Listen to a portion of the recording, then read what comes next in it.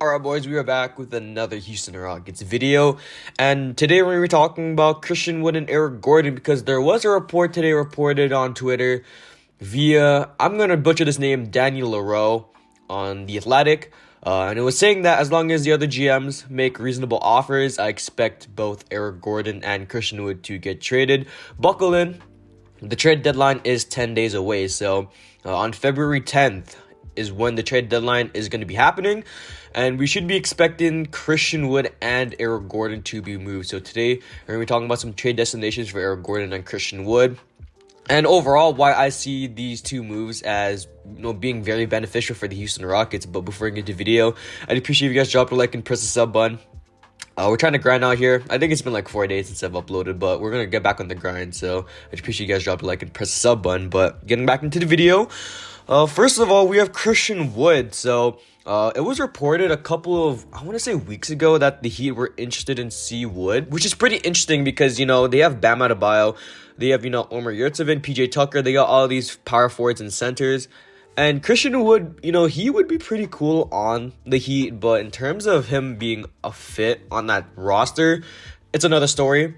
The lineup would probably be Kyle Lowry, Duncan Robinson, Jimmy Butler, probably Christian Wood, and then Bam Adebayo. Bring PJ Tucker off the bench, or, if Jimmy Butler gets injured, you can bring him at the 3. And, that Heat team, you can really mix and match a lot of players. Tyler Hero can also be mixed into the starting lineup if, Duncan Robinson gets injured, or Kyle Lowry, who is injured right now, I think. So, Christian Wood on the Heat would be pretty interesting. Now, I also saw a report that it would be somewhat of like a Duncan Robinson for Christian Wood, and then adding in some other pieces around.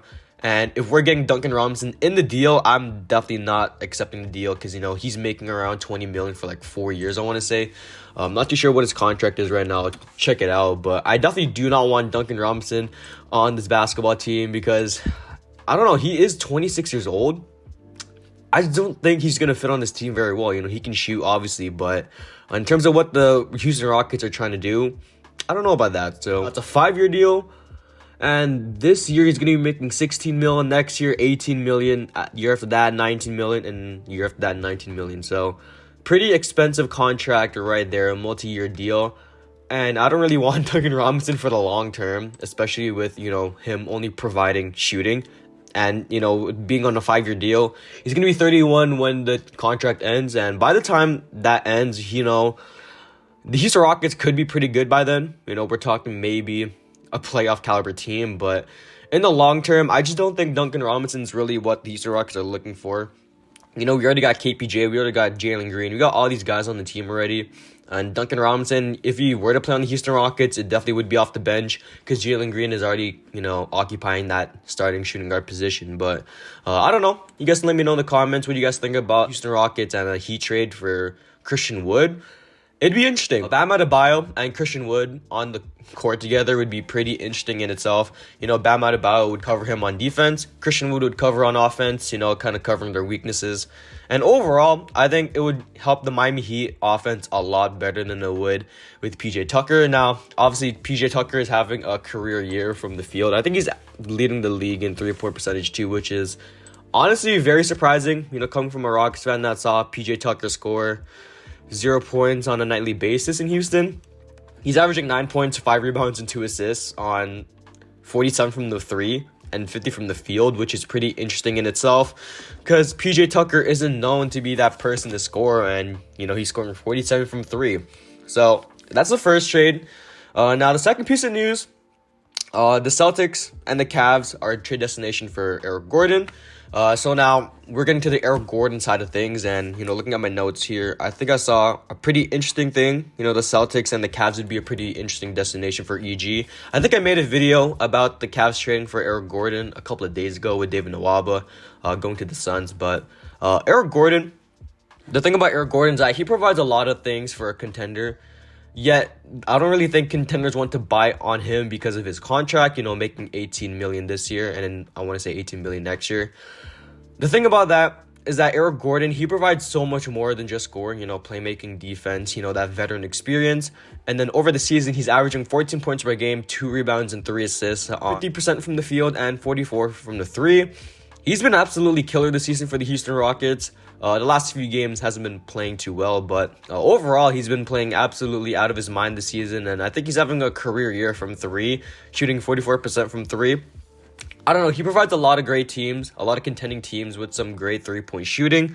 Now, the Celtics, if they were to trade for him, that obviously would be a sixth-man role for Eric Gordon. And obviously, the Celtics are kind of in a weird position as of right now. They also got, Jae'sean Tatum. They got Jaylen Brown. They got Al Horford, Dennis Schroeder, who they could look to move pretty soon.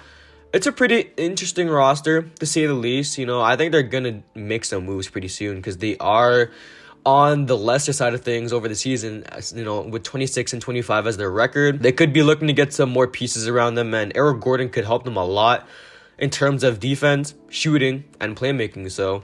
And also for the Cavs, it'd be really interesting for the Cavaliers to get him because, they are making the playoffs. They got Darius Garland, Jarrett Allen, Evan Mobley.